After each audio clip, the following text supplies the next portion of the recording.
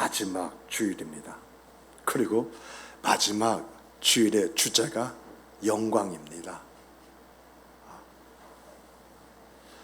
이 영광이라고 주제를 정했을 때 제가 작년에 목회 기회를 세우면서 영광이란 명제를 한번 살펴봤어요. 저는 이제 1년 목회 계획을 세울 때 매주 이제 주일날 주제를 세워요. 세우는데 내가 그 주제를 세울 때에 시간이 지나면요, 여러분도 마찬가지예요. 52주 주제를 정했는데 거기에 이 주제의 내용에 대한 명제를 달아놓지 않으면요, 내가 지금 와서 내가 그때 무슨 생각으로 무슨 느낌 속에서 이것을 명제로 정했을까?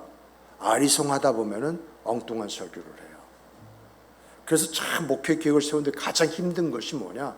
52주 주제를 세우는 것, 즉 주제하고 명제를 만들어내는 것이 굉장히 어려워요.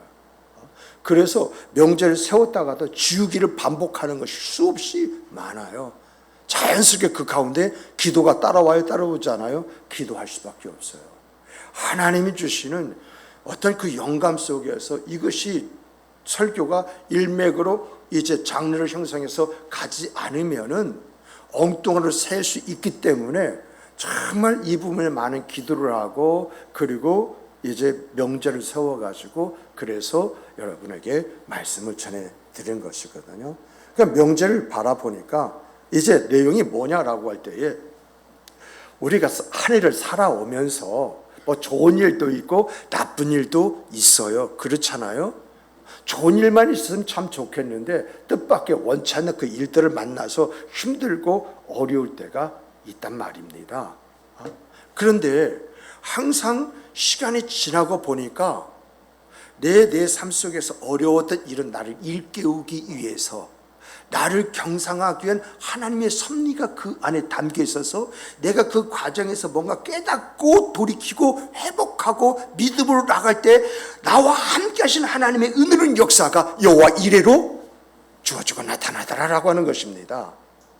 그러다 보니까 뭐예요? 한 해를 지나면서 겪던 많은 그 어려움들도 은혜야. 그리고 좋았던 일도 뭐죠? 좋았던 일도 은혜야. 그런데 중요한 것은요, 한 해를 지내면서 내가 지금 살아있어요. 살아있어. 내 가정에 우환이 있고 내 자녀들이 잘 자라고 있어요. 그런데 만약에 내가 올 한 해 뭔가 문제가 있어 무너졌다고 생각해 보십시오. 내 가정이 오늘의 행복을 가질 수 있을 것 같아요? 내 가족 중에 어떤 문제가 하나 당 터졌다고 생각하세요? 정말 오늘의 내가 어떤 기쁨과 즐거움 가지고 오늘의 그 생각, 그 삶을 살아갈 수 있을 것 같아요? 저는 그런 일 많이 봤어요. 그래서 깨달은 것이 사는 게 아닐 수도 있다. 이러한 깨달음을 가지고 있었고, 정말 하나님이 보호하시고 지키시고 인도해 주시지 않으면 오늘의 사람들의 생각과 삶이 온전한 생각과 삶이 될 수 있을까? 이런 생각을 하다 보니까 내가 살아있다고 하는 것, 사람이 살아가고 있다고 하는 이 자체 속에 하나님이 계획하신 일이 있는 것 같다. 그러면 하나님이 내 생각과 삶 속에서 계획하신 일이 있다고 한다면 그것이 뭘까? 찾아내는 거죠. 그러다 보니까 작은 어떤 그런 일에 있어서 하나님 주시는 그 은혜의 그 기쁨의 즐거움이 바로 이런 것이다. 내가 손에 쥔 것은 없지만 나를 통해서 일하시고 역사하시는 하나님의 섭리가 모두를 행복해 하고 즐겁게 하고 힘을 주고 희망을 갖게 만드는 그러한 일들이었다는 생각 속에 내게요 가진 것은 없고 내 몸 피곤하고 힘들고 또 여러 가지 어려움이 있어요. 그런데 내 안에 준 기쁨과 즐거움을 누가 뺏어갑니까? 하나님이 내가 준 평강을 누가 가지고 갑니까?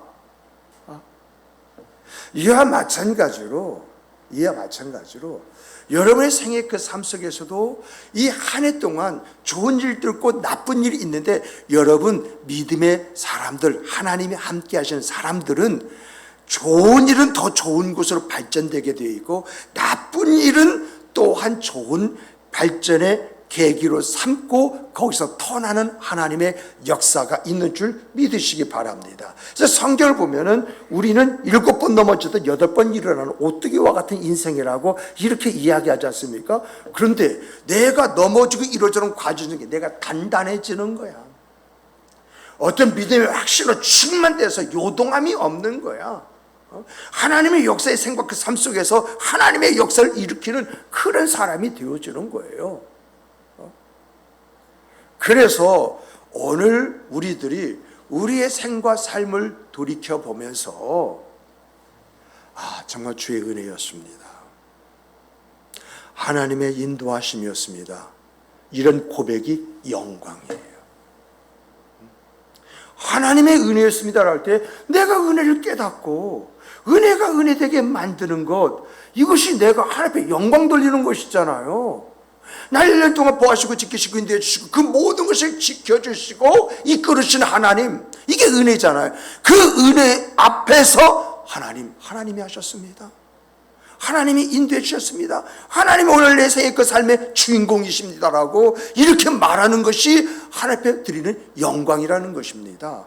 그래서 정말 이 마지막 주의 영광이라는 주제를 세운 것은 정말 하나님 앞에 하나님이 하셨습니다 고백 속에서 하나님을 경배하고 찬양하는 이 아름다움이 이 마지막 주에 우리 삶이 되기를 원한 그 마음으로 영광으로 정했던 것을 보게 됩니다. 그런데 오늘 우리들이요, 이 영광이라는 주제 앞에서 영감이라는 개념을 좀 정리할 필요가 있습니다.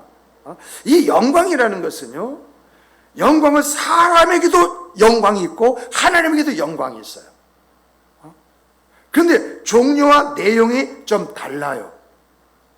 사람에게 영광은 사람이 그 속이 못됐어, 제대로 인격과 인품이 갖춰지지 않았어. 근데 그 사람이 사회적인 어떤 역할로 어떤 업적을 일으켰을 때에 그를 찬사하는, 모든 그의 허물과 죄가 있음에도 불구하고 그가 그 위치에 있다는 것 때문에 용서가 되어지는, 그리고 그를 추앙하는 이런 것들이 뭐죠? 그 사람이 받는 영광이에요. 그래서 높임을 받고 찬사를 받는 이러한 것을 가르쳐서 정말 이런 영광의 자리에 서게 하신 여러분께 감사합니다, 이런 소리 한번 들어봤잖아요. 아마 지금 연예인들 대상 이런 거 시상하나요? 그랬을 때에 그 시상의 대상을 받은 사람이 하는 말을 들어보면 거기 무슨 말이 많이 나와요? 영광이란 말이 다르요. 여러분이 계셨기에 제가 지금 이 영광의 자리에서 이것을 수상하게 되었습니다, 그런 이야기 하잖아요. 이렇게 사람은 무엇인가 자기의 어떤 위치가 높아지거나 자기의 어떤 역할에 좋은 성과가 있을 때에 그것을 통해서 사람들의 높임을 받고 사람들에게 찬사를 받을 때에 그때에 그것을 가리켜서 영광이라고 말을 합니다. 그런데 여러분, 영광이라는 단어는요, 사람에게 좀 안 어울리는 것 같아요. 영광입니다라고 하는 사람의 삶이 어느 날 이제 뒤집어져 가지고 나오는 거 보면 심란한 이야기가 많이 있잖아요. 그래서 과연 영광이라는 속성은 지속성이라는 것을 가지고 있는데 단회적으로 그런 것을 표현하고 그 다음에 망가진 그 상태의 모습을 보인다라고 했을 때 과연 사람에게 영광이라는 말이 타당성 있는 것인가? 이런 생각을 갖게 되어지는데, 전통적으로 보면은 영광은 하나님만 드리는 우리의 찬사요, 우리의 경배요, 우리의 이제 고백인 줄 믿으시기 바랍니다. 그래서 하나님께 영광을 돌린다고 할 때 언제 영광을 돌리는 것인가라고 하는 것을 한번 살펴봤어요. 살펴봤더니 하나님께 영광을 돌린다고 할 때 그분의 신성함이 지속 반복적으로 역사 가운데 쫙 하고 흐르는 걸 보고 뭐라고 하느냐? 하나님 앞에 영광을 돌립니다. 하나님은 신실하신 분이십니다. 하나님은 진실하신 분이십니다. 하나님만이 우리가 믿고 신뢰하시는 영원하신 하나님이십니다. 이게 하나님의 영광이에요. 그리고 하나님의 위대함이라는 거 있지 않습니까? 그 위대함이라고 하는 것을 내가 느끼는 느낌 속에서 내 입에서 나오는 노래가 있어요. 저는요, 정말 자연의 그 세계에 들어가면은요, 얼마나 평안한지 몰라요. 집사람하고 개족산에 가면요, 집사람하고 싸워요. 무슨 싸우냐면, 나는 그 산속에 들어가면요, 여기서도 뒹굴고 저기서도 막 뒹굴고 그래요. 자욱한 벤치가 있으면 그 벤치에 팔랑 누워보기도 하고, 그리고 다구에 보면은 그 나뭇잎사귀 막 하는 그 나뭇잎사귀가 바람에 그냥 하늘빛에 막 손짓하는 것 같고 막 그래요. 그래서 아침에 도시락 싸가지고 오려면 오밤중에 내려오기도 해요. 근데 우리 집사람은 개족산 닦으면 운동하러 간 거야. 그래서 휑하고 돌아와야 돼. 그럼 안 맞지요. 그러다 보니까 당신은 당신대로, 나는 나대로. 생각해 보세요. 바람에 그 시원한 잎사귀가 싹 흔들릴 때 마치 하나님의 어떤 그 움직임이 그 안에서 있는 것처럼 느껴지지 않으세요? 어디선가 모르게 극한 꽃의 향기가 코를 싹 지르고 스치고 갑니다. 이게 어디서 나는 냄새인가 하고 쫓아갈 속에서 조그만 꽃에서 그 냄새를 풍길 때, 이야, 진짜 아름답다. 정말 조화롭다. 그러다 보니까 나도 모르게요, 여러분 주 하나님 지으신 세계 그 찬송가 가사 다 몰라요. 그런데 내 입에서 터져나오고 주 하나님 막 부를 때 눈물이 왈칵 쏟아지는, 내가 그분을 느끼고 내가 그분을 만지는 이러한 찬양이 뭐냐라고 할 때 하나님의 영광을 돌리는 것이다라고 하는 이야기예요. 하나님의 위대하심, 이러한 것들이 이 자연을 통해서 내 눈에 비춰질 때 나오는 것이 찬양인데, 이 찬양이 하나님 하시고 유지하시고 이끌어 가신 것에 대한 찬양이에요. 이것이 하나님의 영광이죠. 또 더 나아가서 하나님의 권능이 있지 않습니까? 그 권능이라고 할 때에, 이야, 어떤 때 보면요, 천둥 번개, 야, 기가 막혀요. 그냥 땅에다 번개가 막 팍 꽂아지면서 그냥 꽝꽝꽝 할 때 내 안에 두려움도 있지만은, 한편으로는 정말 하나님의 어미하신 그 권능 앞에 무릎을 꿇을 수밖에 없잖아요. 이 무릎을 꿇고 하나님이 하신 것을 찬양하는 것, 이게 하나님의 영광 돌리는 것이거든요. 또 하나님의 자비라고 할 때에, 나 같은 죄인이 뭔데 이처럼 나를 사랑하시고 나를 구원하시기 위해서 독생자 예수 그리스도를 십자가에 내어주셨는가 생각할 때 막 하늘께 눈물이 있을 때가 있잖아요. 주가 주신 그 은혜 앞에서, 그 자비 앞에서 이것을 받을 수 있는 사람이어야 돼. 이런 은혜와 은총을 주셨다는 그 상태에서 오열을 할 때에 그 오열이 하나님 앞에 영광을 돌리는 것이다 라고 하는 것입니다. 그런데 이러한 것들은 단회적입니까? 우리가 얼마든지 경험하려면 경험할 수 있는 그 하나님의 은혜로신 섭리와 그 역사이잖아요. 지속 반복적으로 모든 역대의 사람들이 이런 경험을 통해서 하나님 되심을 노래하고 그분을 높이는 이러한 것들이 영광이라는 것입니다. 이렇게 영광이라고 하는 것은요, 하나님의 존재와 속성을 깊이 존경하며 경배하는 그런 표현이자, 이 영광이라고 하는 것이요, 하나님을 높이며 찬양하고 경배할 때 사용되어지는 단어가 영광이라는 것입니다. 우리가 하나님 앞에 영광을 돌린다고 했을 때, 여러분, 하나님이 하신 일을 내가 경험하는 그 경험 속에서 그 하나님 앞에 영광을 돌립니다라고 이렇게 이야기를 하잖아요. 정말 내가 내 생의 그 삶 속에서 어떤 그 성취물이 있을 때에, 그것이 하나님의 도우심이 없이는 내가 이러한 일들을 내가 경험할 수 있는가, 내가 이런 것을 가질 수 있는가, 이러한 생각 그 삶이 이제 있을 수 있는가, 이것을 생각하면서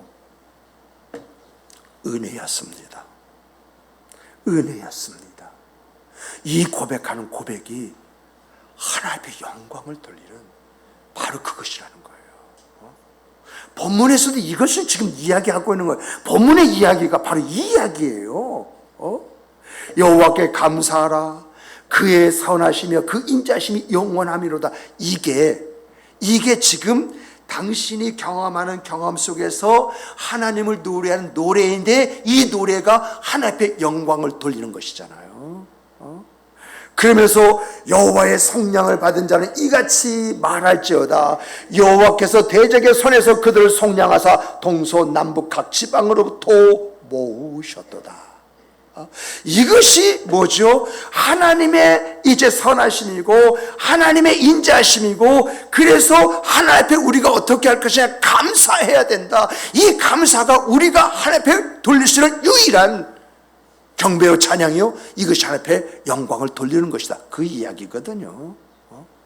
영광이라는 단어는요, 한 단어도 없지만은 하나님이 행하신 일들이 곧 하나님이 영광을 받으실 그런 일들이다. 그 이야기를 여기서 하고 있거든요. 그래서 본문에서 하나님 앞에 영광을 돌린다라고 할 때 두 가지를 하나는 구속을 이야기하고 있고, 하나는 동서남북 이스라엘 백성들이 각국으로 흩어져서 그저 나라 없는 그런 그 생과 그 삶을 살았는데 그들을 하나님 모으셨다는 것입니다. 약속하신 땅에 그들을 두셨다는 것입니다. 이런 하나님의 역사는 사람의 힘과 능력으로 할 수 있는 것이 아니라 하나님만이 하실 수 있다는 것입니다. 이것을 보았다는 것입니다. 이것을 체험했다는 것입니다. 그러므로 이 일을 하신 하나님은 우리의 경배와 찬양과 영광 받으시기 합당하신 하나님이시다. 그것을 지금 여기에서 이야기를 하고 있는 것이거든요. 그런데 우리가 여기서 봐야 할 것은요, 우리가 성경을 보면서 선명의 문명에서 영적인 원리들을 발견해야 돼. 그저 성경 뭐 이런 말씀이야 해가지고는요, 정말 나에게서 신앙의 성장과 성숙이라는 걸 기대할 수 없어요. 이런 말씀 속에서 여기에서 담겨놓은 영적인 원리, 바로 이런 것이야? 라고 하는 것을 내가 추적하고 들어갈 때에, 아하, 오늘 이 말씀 속에서 나에게 일깨워 주시는 하나님의 은혜는 이것이었구나. 이것을 깨닫게 되어지는 것이거든요. 그래서 오늘 우리가 이 말씀 속에서 우리가 좀 더 자세히 좀 이렇게 봐야 될 그런 내용은 뭐냐면은, 여러분, 우리가 하나님을 깨닫는 깨달음이 그 사람을 만든다는 것입니다. 따라서 해보십니다. 내가 깨닫는 깨달음이 나를 만든다. 지금 이 말씀에 대한 내용을 보면 영적인 원리가, 지금 이 시인이 뭘 깨달았어요? 하나님의 구속이라는 것이 어떤 것인지 보면서, 하나님의 구속만이 퍼펙트, 완전한 것이구나. 어떻게 이 이스라엘 백성이 세계 각국에 흩어져서 지금 유리하고 방황하고 살아가는데, 그 이스라엘 백성들을 동서남북에서 모을 수 있는 사람이 누구냐? 사람은 없다. 하나님만이 이 일을 할 수 있다라고 하는 이 깨달음이 그에게 딱 주어지자, 그는 하나님 앞에 하나님이 어떤 분이야? 그분 선하신 분이시다. 또 더 나가서 하나님의 그 인자심은 그 당시에는 이것이 뭔지 모르지만 지나고 보니까 영원하시다. 그러므로 우리 모두가 해야 할 것이 뭐냐? 그 하나님 앞에 감사하자. 그래서 오늘 우리가 이런 말씀 속에서 봐야 될 것은 뭐냐? 우리의 삶의 초점을 어디다 두느냐는 겁니다. 정말 우리가 영광이라고 할 때 그 영광을 하나님 앞에 두느냐, 사람에게 두느냐? 하나님에게 둔다고 한다면 왜 하나님에게 그 초점을 둬야 되느냐? 정말 그 하나님 앞에 이제 초점을 둘 때 어떻게 해야 하느냐라고 하는 것은 그 사람의 몫이라는 거예요.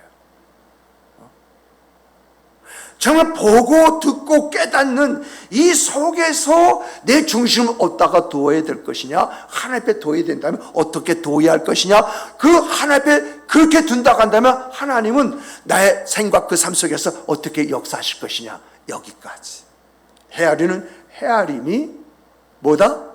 영적인 원리라는 겁니다. 근데 중요한 것은요, 이런 원리 속에 담겨져 있는 것이 뭐냐? 하나님의 약속입니다. 결국은 내가 영광이라는 초점을 하나님께 두느냐, 나에게 두느냐. 하나님께 둔다고 한다면 이제 내가 왜 하나님께 둬야 되느냐, 이런 부분을 명확하게 한 다음에, 그러면 하나님에게 그 영광을 둔다고 했을 때 내가 무엇으로 그 영광을 돌릴 것이냐. 이것이요, 결국은 이 깨달음이 그의 삶을 만들고, 이 삶이 내가 하나님의 약속은 모르고 있지만은 그 약속 속으로 날 끌고 들어간다는 거예요. 나중에 보니까 내 삶이 하나님의 약속 속에서 응답이라는 것이 내 삶이 되어버린 거예요. 이게 성경에서 말하고자 하는 그런 영적인 원리이거든요. 그런데 오늘 우리들은 이걸 모르고 있잖아요. 여러분, 이런 예로요, 성경은 많은 사람들을 예를 들었는데 다윗을 한번 두십시다. 다윗 한번 생각해 보십시다. 다윗이 어떻게 해서 그러한 사람이 되었느냐라고 하는 것이 그의 인생 속에 담겨져 있는데, 그러면 그 인생을 뜯어서 봐야 될 거 아니겠습니까? 어떻게 해서 하나님은 다윗을 이렇게 세워주셨는가, 다윗에게 이런 역사를 주셨는가, 이것을 여러분과 제가 봐야 되잖아요. 그래서 다윗의 생애를 보면은요, 다윗이 목동으로 있을 때에 곰과 사자와 짐승과 싸웠잖아요. 그러면 여러분, 어린 시절에 곰과 사자와 짐승들 싸울 때 무섭지 않았겠어요? 누구나 다 두려워해요. 다 힘들어해요. 그런데 다윗은 곰과 사자와 짐승보다도 하나님을 더욱더 생각을 했던 사람이에요. 믿음으로 그것을 행했더니 하나님의 역사가 뭐죠? 곰과 사자의 입속에까지 들어간 양을 손을 집어서 꺼내는, 그럼에도 불구하고 다치지 않는 그러한 것들을 체험하면서 그는 두려워하거나 떨지 않게 되었다고 하는 것입니다. 그리고 여러분, 골리앗과의 싸움, 그 전쟁 그 이후에 정말 이 다윗이 여러 전쟁을 전전하면서 그 전쟁에서 승리를 이끌어 가잖아요. 그리고 하나님께서 그렇게 기름 부은 대로 그를 왕으로 세웠습니다마는, 다윗의 그 생과 그 삶의 내용을 쫙 들어보니까 그 속에 하나님의 이적, 하나님의 역사, 하나님의 붙드심, 하나님의 인도하심이 쫙 하고 깔려 있는 거야. 그런데 어떻게 이러한 하나님의 은혜신 역사가 그의 생과 그 삶이 되었는가 하고 살펴봤더니, 여러분, 시편을 보니까 답이 나와요. 그에 관한 서신 사무엘상하를 보니까 답이 나와요. 그게 뭐죠? 여러분, 다윗은 어린 시절 양치기를 할 때도 그렇고, 골리앗과 싸우고 전쟁터에 나가서 승리할 때도 그렇고, 왕이 될 때도 그랬고요, 그의 입술에게서는 뭐가 끊이지 않았다? 찬양이 끊이지 않았다는 것입니다. 정말 이런 과정 속에서 시편을 보니까 하나님을 찬양하는 것으로 일색되어 있지 않습니까? 그는 그의 그 생각, 그 삶 속에서요, 하나님께 영광을 때 지체하지 않았습니다.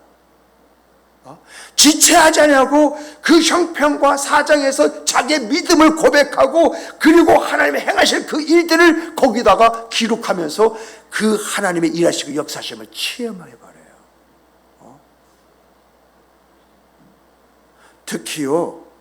특히 다윗의 단편적인 모습을 보여주는 것이, 하나님의 법궤가 예루살렘으로 들어올 때에 다윗이 법궤가 들어온다는 소식을 듣자마자 보호자를 박차고 이제 어떡합니까? 뛰어나가는데 미처 허리춤을 채우지 못해가지고 바지가 흘러내렸습니다 불구하고 달려가서 그 법궤를 밟으면서 여호와 하나님을 송축했더라. 여러분도 아시고 있는 그런 내용이잖아요. 이러한 것은 평소에 그가 그가 경험하는 그 하나님의 세계 속에서 어떤 모습을 가지고 있었느냐라고 하는 것을 보여주는 내용이거든요.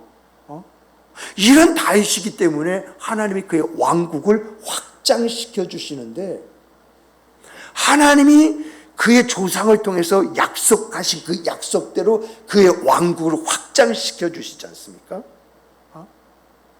또 더 나가서 북이스라엘은 왕위가 말입니다. 한 3대 가면 많이 갔는데 왕위가 쿠데타에서 실각되고 있는데, 다윗의 그 왕위는 예수 그리스도까지 이어져 버리는 그런 역사가 있어서 남유대에는 쿠데타가 한 번도 없지 않습니까? 있으려고 했다가 다스려지는 그 하나님의 역사가 다윗과의 약속 속에서 주어진 하나님의 섭리잖아요. 그리고 이스라엘 역사에 있어서 다윗이 없어서는 안 될 그런 인물이 되어가지고 오늘도 이스라엘 정신 속에 시오니즘이 뭐죠? 다윗의 시대로 돌아가자, 이거 아니에요. 근데 여러분, 이렇게 하나님 앞에 영광을 돌렸던 그러한 다윗과는 달리 사울 왕은 어떻게 됐습니까? 사무엘이 하나님께서 계시한 것이 있기 때문에 그 계시한 것을 이제 사울 왕과 이스라엘 백성들에게 알려주기 위해서 내가 갈 때까지 기다리라고 이 기별을 했음에도 불구하고 사울 왕이 자기가 왕권을 온전히 세우기 위해서 기다리지 않고 그리고 나서 제사를 드려버리잖아요. 그랬을 때 하나님이 사무엘을 통해서 주신 말씀이 내가 너를 버렸다라고 하는 그런 말씀을 하시잖아요. 그 이후에 아멜렉과 전쟁할 때 하나님은 이 아멜렉이 괘씸한 거예요. 그래서 사울에게 말씀하시기를 아멜렉과 이 전쟁에서 내가 완전히 쓸어버릴 테니 너는 그 뭐 하나 생명 기직을 남기지 말고 다 죽여라, 이렇게 이야기하셨음에도 불구하고 이 사울 왕이 어떻게 해요? 아멜렉과 아각을 살려주고 좋은 종자가 좋은 그런 짐승을 다 살려주지 않습니까? 그랬을 때 하나님이 사무엘 통해서 내가 너 왕위를 폐위하리라고 선언을 해버려요. 네, 여러분과 제가요, 정말 우리 교회 성도들은요, 짧은 소경 가지고 살지 마십시오. 제가 여러분들에게 누차 이야기하는 것은 하나님의 말씀은 10년 어간에 이루어진다고 말씀드리지 않습니까? 이게 성서에서 나온 다 내용이에요. 이렇게 하나님께서 이제 그 사울 왕에게 내가 너희 왕위를 폐위하리라 하고 난 10년 후에 블레셋이 죽잖아요. 그리고 더 나아가서 10년 안에 사울이 죽자마자 하나님께서 다윗에게 기름 부어 왕으로 기름 부은 것이 이루어지는 역사로 나타나잖아요. 이런 것은 아브라함 때도 그렇고요, 여러분 야곱 때도 그렇고요, 성경을 보면 모든 것이 10년 어간에, 지금 내가 뭐 이렇다고 괜찮다고요? 10년 후에 보십시다. 10년 후에 모든 걸 10년 어간에 다 만들어져 가지고 10년이 지나면서 망하거나 흥하거나 둘 중에 하나더라고요. 저도 그런 분들 많이 봤어요. 내가 이 교회 아니면 하면서 교회를 어지럽히고 떠나갔을 때에 그 분들이 처음에는 더 잘 나간다는 이야기를 듣더라고요. 그러더니 뭐냐면 어느 시점부터 이상한 소리가 들려와요. 이상한 소리가 들려오더니 결국은 참 안타까운 소식으로 이어지는 것을 경험을 했어요. 정말 어떤 면에서 서초동에서, 반포죠, 반포에서 이렇게 있다가 이제 일산으로 이사를 갔는데 그 일산에서 오고 가다가 거리상의 문제 가지고 이것이 교회하고 문제가 되었어요. 어떤 문제가 되었느냐? 그 사람은 일산까지 차를 보내달라고 하는 거예요. 그런데 그 교회 철학은 어떤 철학이냐? 아니, 지발로 와라.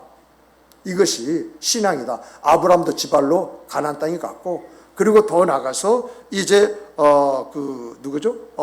그 에디오피아의 그 내무 대신도 자기 발로 왔다 가는 가운데 아브라함 복을 받았고 이제 그 사람은 성령을 받았다. 그러므로 하나님 앞에서 오가는 수고를 믿음으로 해라. 그랬더니 이제 이게 사건이 돼가지고 말 만드는데 결국은 그러더라고. 이 교회 아니면 뭐 교회가 없는 줄 아십니까? 하고 불을 질러놓고 가버렸어요. 그랬을 때에 들리는 소식이 뭐냐라고 할 때 더 잘 된다는 이야기예요. 근데 중요한 것은요, 거기서 봤습니다. 더 잘 되는 것이 망하는 것의 지름길이에요. 잘 되다 보니까 있는 것 없는 것 싹 갖다 뭐라 투자했는데 이게 부도 한번 빵 터지니까 끝나버리는 거예요. 어디서 어떻게 살아가는지도 모르고 가족끼리 삼삼오오 짝 찢어져 가지고 산다고 그런 말까지 한번 들은 적이 있어요. 이게 10년어가 아닙니다. 참 이러한 것들을 많이 봤어요. 지금 괜찮다고요? 그래요, 괜찮을 수 있습니다. 근데 중요한 것은 우리 교회에서도 그런 일 있잖아요. 우리 교회에서도 정말 매년 참 어렵고 힘들고 어려웠습니다만은 하나님의 영광 돌리는 그런 생각과 삶을 추구하는 추구 속에서 그 가정이 일어나잖아요. 어딘가 다니는데 뭘로 끝났는데 그런데 그 사람이 계속 다니고 또 다른 어떤 일들이 주어지고 자녀들을 말미암아서 든든함, 감사함, 또 더 나아가서 즐거움, 이런 것들이 매년 해가 거듭될수록 더해지는 역사, 이것이 10년의 역사예요.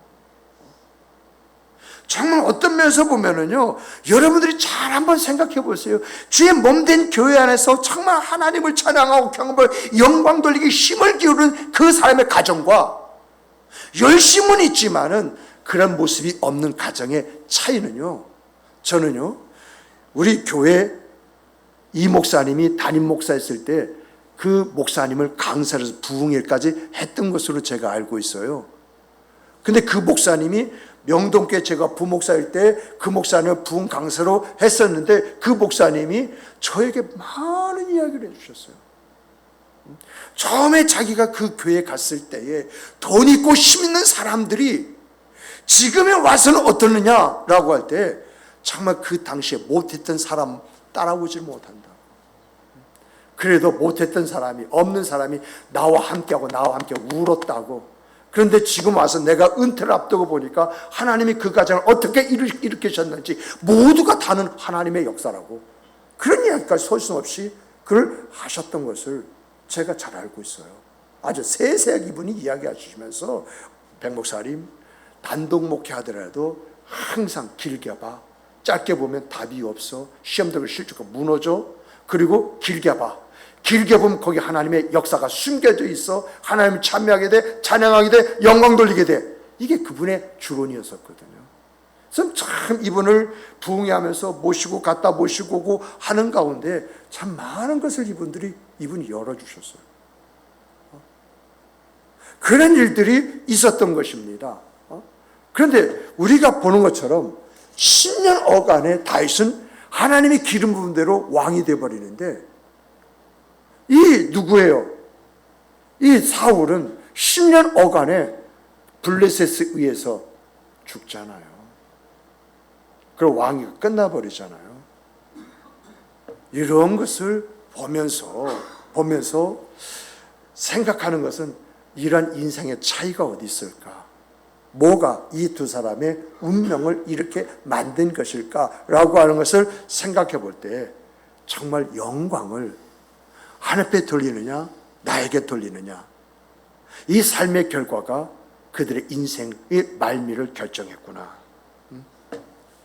정말 선지자의 말을 듣고 어떻게 반응했느냐, 이것이 그들의 인생의 말미의 모습이 되었구나. 여러분, 다윗에게 나단 선지자가 있었잖아요. 근데 이 뭐예요? 사울 왕에게는 누가 있어요? 사무엘 선지자가 있습니다. 선지자의 무게를 따져보십시다. 사무엘 선지자가 그 무게가 더 나갑니까? 나단 선지자의 무게가 더 나갑니까? 나단 선지자는 사무엘 선지자를 따라갈 수가 없어요. 항상 그런 영적으로 굉장히 투석을 가지고 있어가지고 하나님의 그 섭리를 꿰뚫어 보는 사람이 바로 이 사무엘이었어요. 나단 선지자는 하나님 뭔가 일깨워주실 때 그때 비로소 알고 말하는 사람이거든요.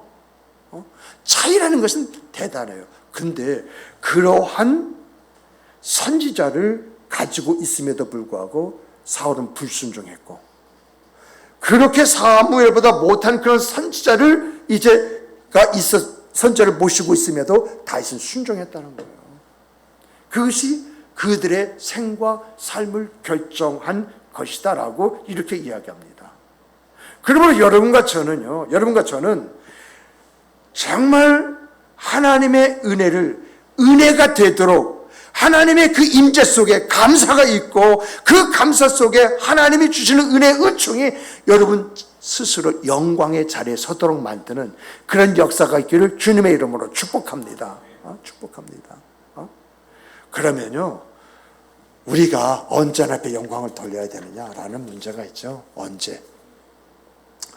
영광을 돌린다고 했을 때에 고백이, 경배가, 찬송이, 무릎이, 눈물이, 이런 것이 이제 영광을 돌리는 것이다라고 말하면 언제 영광을 돌려야 되느냐라고 하는 것입니다. 정말 영광은요, 우리 일상사 삶 속에 주어진 크고 작은 일 있잖아요. 이것이 하나님의 섭리 안에서 이루어진 것을 믿는 믿음이 여러분의 신앙일 되길 주님의 이름으로 축복합니다. 아무것도 아닌 것 같고 어제도 그 일 있지만 오늘 하나님이 눈을 열어서 그걸 새롭게 보신다고 한다면 하나님이 하신 일이에요. 제가 여러분들에게 말씀드렸잖아요. 제가 동두천에서 부목사로 있을 때, 동두천에서 수양관 부지했을 때 내가 새벽에 일찍 일어나가지고 무릎을 잔디바닥에 꿇고, 하나님, 오늘도 주의 일을 행함에 있어서 주님께서 허락하신 영감과 주의 인도하심을 볼 수 있는 눈과, 그리고 더 나아가서 주 안에서 감사의 아름다움으로 이 하루를 열어가고 하루의 생각 그 삶이 되게 해주셨어 기도했을 때 그 일이 하나님의 일에서 저녁이 됐음에도 피곤하고 곤비하지 않았어요. 그런데 바쁘다고 빨리 오라고 하는 그런 이야기를 듣고 기도 없이 달려가면요, 진짜 하루 동안요 무슨 일이 일어나는지 진짜 답이 없어요. 답이 없어. 왜 이렇게 일하는 일꾼들 데리고 일을 하는데도 왜 이렇게 농땡이 치는 것만 보여요. 막 속이 부글부글 끓을 때에 그 답답함이란 걸 말할 수가 없더라고요. 그러니까 그리고 이제 저녁에 씻고 쉬려고 하면요, 나도 모르게 떨어져 버려요. 막 피곤해서 힘들어서 막 죽겠어요. 이런 데서 체험을 하는 거예요. 이런 데서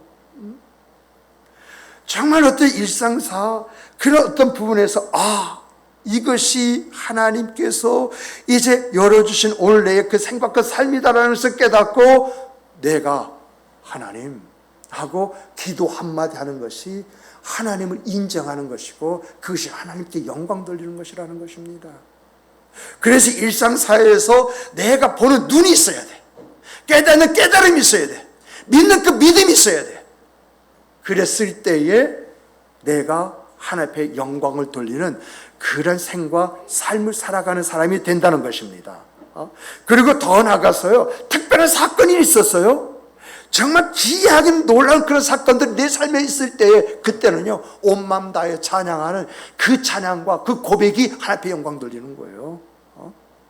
그리고 내가요, 구원이라고 할 때 여러분과 저는 구원받은 사람이 영혼의 구원이 아니라 내 삶의 그 위기로부터 내가 건짐을 받은 게 구원이잖아요. 내가 어떤 병상 가운데 있는데 내가 치료를 받았다, 이게 구원이잖아요. 그런 놀라운 그런 것을 체험했을 때 어떻게 해요?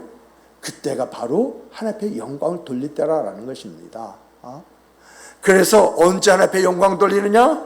자연의 선비와 신비함을 내가 느낄 때에, 우리 주 예수 그리스도의 십자가의 구속이 얼마나 위대한 것을 내가 깨닫고 그 은혜에서 살고 있다고 하는 사실을 내가 인지했을 때에, 하나님께서 우리의 기도를 응답하시는데 이렇게 하나님께서 응답하실 수가 있는가라고 하는 것을 깨달을 때에, 하나님의 강력한 그런 역사가 기적으로 내 생각 그 삶 속에 줘서 나의 인생을 뒤엎어버릴 때에 이럴 때 어떻게 해요?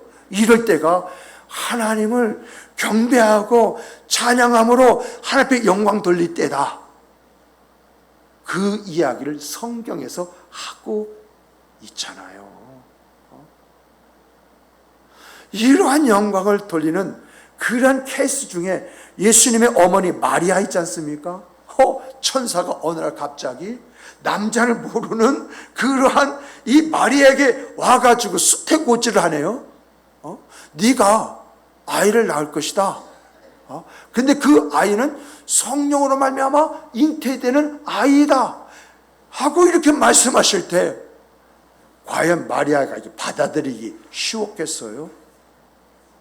근데 천사의 말 속에서 하나님이 인류의 구원의 계획을 그게 알려주신 거예요. 그랬을 때에 그 계획 앞에서 앞으로 감당해야 할 그 일이 아무리 크다 할지라도 이 구원의 계획을 따라가지 못하는 거예요. 그래서 그가 이런 하나님의 역사가 자기를 통해서 주어지고 나타날 것이라는 이 사실에 감사하면서 그가 찬양하며 하나님 앞에 영광 돌리는데, 누가복음 1장 46절 48절 보면 내 영혼이 주를 찬양하며 내 마음이 하나님 내 구주를 기뻐하였으면 그가 여종의 비천함을 돌보셨음이라. 보라 이제후로는 만세의 나를 복이다 일컬으리라고 이렇게 하나님 앞에 참여하고 찬양하고 영광 돌리는 그런 모습을 갖잖아요.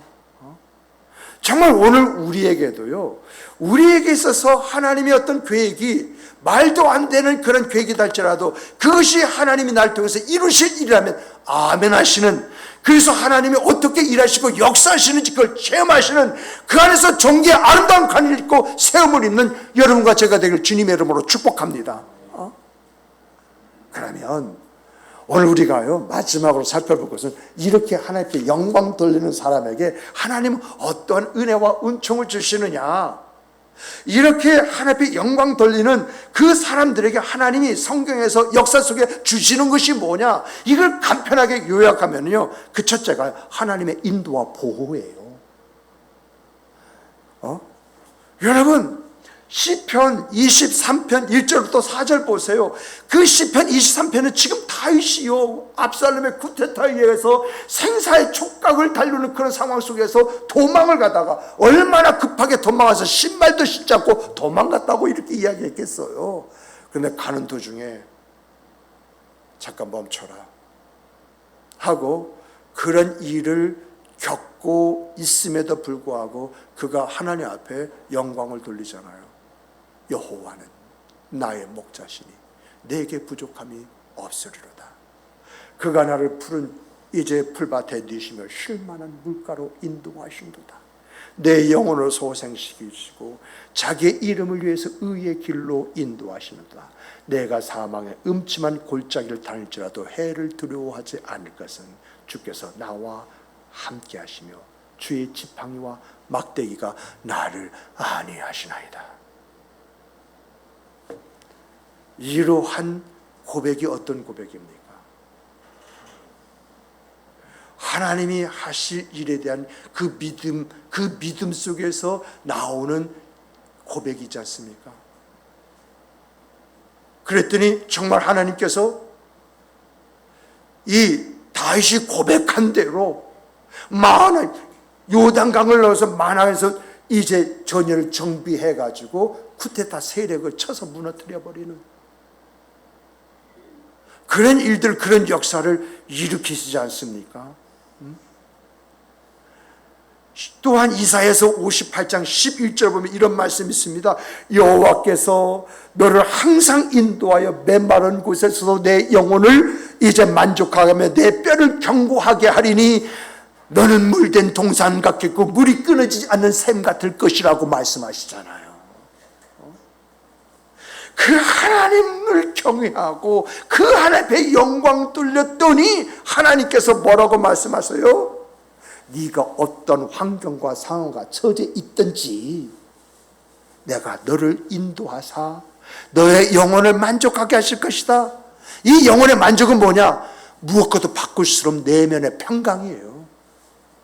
이 평강을 너에게 줄 것이다 하시고 뼈를 견고하게 하시며, 뼈가 뭐예요? 뼈가 너에게서 정신적이고 그리고 육체적인 건강, 그걸 내가 너에게 지켜줄 것이다. 그러면서 물된 동산은 뭐죠? 물된 동산 풍요와 부유를 상징하잖아요. 이런 삶은 내가 너에게 허락해 줄 것이다. 그리고 무너지지 않은 이제 샘 같을 것이라고 하는 것은 샘을 솟아나오잖아요. 이런 그 하나님의 은혜, 그 하나님 요소가 지속 반복적으로 내 생과 삶에 주어지고 나타날 것이다. 이런 말씀을 하시잖아요. 이렇게 하나님은 하나님 앞에 영광 돌린 자에게 어떻게 하실 것이냐라고 할 때 이러한 은혜와 은총을 그에게 베풀어 주신다는 거예요. 그 은혜 첫 번째가 인도와 보호예요. 어떤 환경, 어떤 상황 속에서 하나님 건져주신다는 거예요.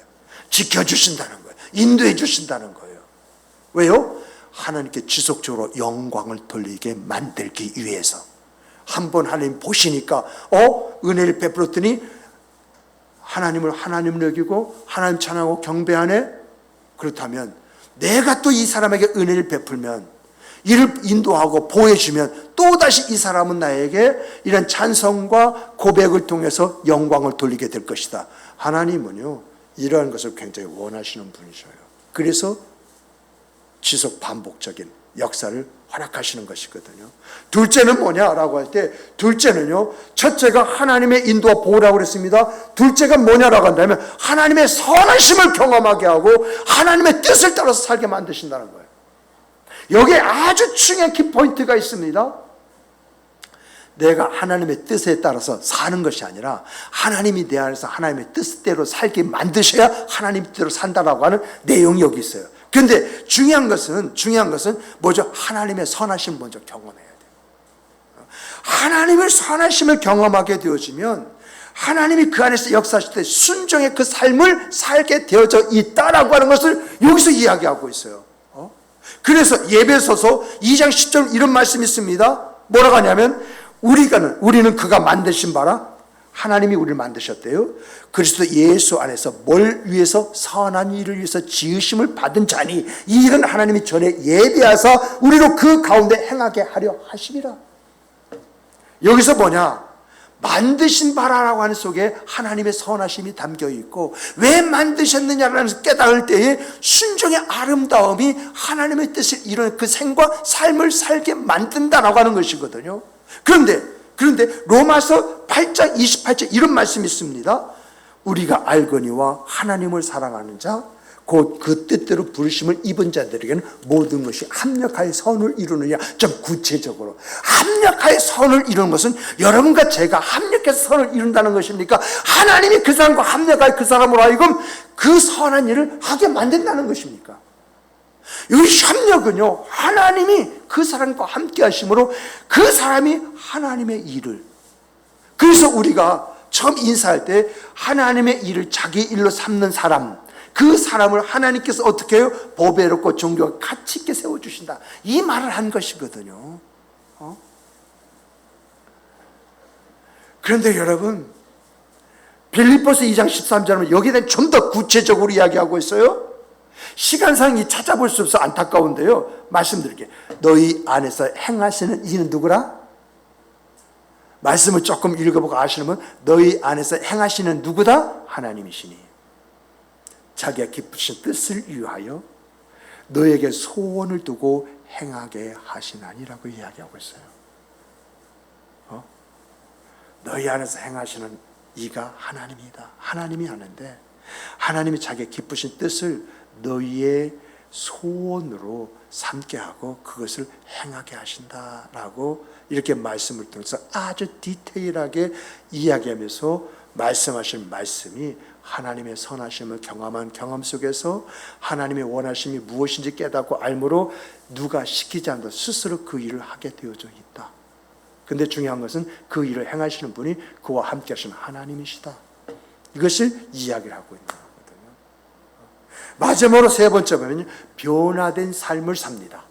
변화된 삶.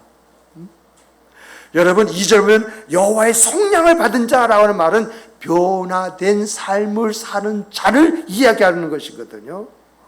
이러한 사람은요, 자신의 삶이 하나님에 의해서 변화가 되었습니다. 하나님밖에 없습니다. 하나님을 위해서 삽니다. 기쁨과 즐거움으로 하나님을 드러내고 나타내는 이제 사람이 되었습니다. 오직 하나님을 경외하며 하나님을 찬양하며 하나님만 경배하겠습니다. 이게 그 사람의 변화라는 거예요. 그래서 이런 사람을요, 고린도 후서 5장 17절은 새로운 피조물이라고 했고요, 그리고 새 것이 되었다고 이렇게 이야기합니다. 로마서 12장 1절 보면은 하나님이 기뻐하시는 거룩한 산 제물이 되었다고 말을 합니다. 빌립보서 1장 21절에서는요, 내게 사는 것이 그리스도라 죽는 것도 유익함이라. 내 안에 그리스도가 사신다는 거예요. 내 삶은 내 삶이 아니라 그리스도께서 나를 통해서 사시는 삶이 되어져, 이렇게 변한다는 거예요. 이 변화 속에 있는 것이 뭐죠? 하나님의 살아계심과 일하심과 역사하심에 대한 체험이에요. 이런 체험이기 때문에 그 사람의 생이 변하고 인생이 바뀌는 거예요. 우리가 이런 변화된 사람을 찾으러 간다면요, 여러분, 여러 사람이 있어요. 그중에 한 사람 딱 보면 여러분 잘 아는 대로 삭개오 있죠. 삭개오가 어떤 사람이에요? 부당한 짓을 해가지고 돈을 착복하고 모으는 사람이잖아요.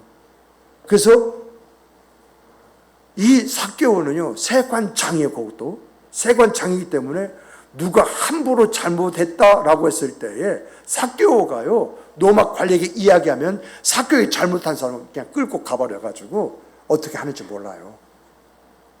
이렇게 권력도 있고 돈도 많은 그런 사람인데 예수를 딱 만나잖아요. 예수를 만나면서 변화가 그 안에서 막 일어나잖아요. 일어나면서 삭개오가 뭐라고 말합니까?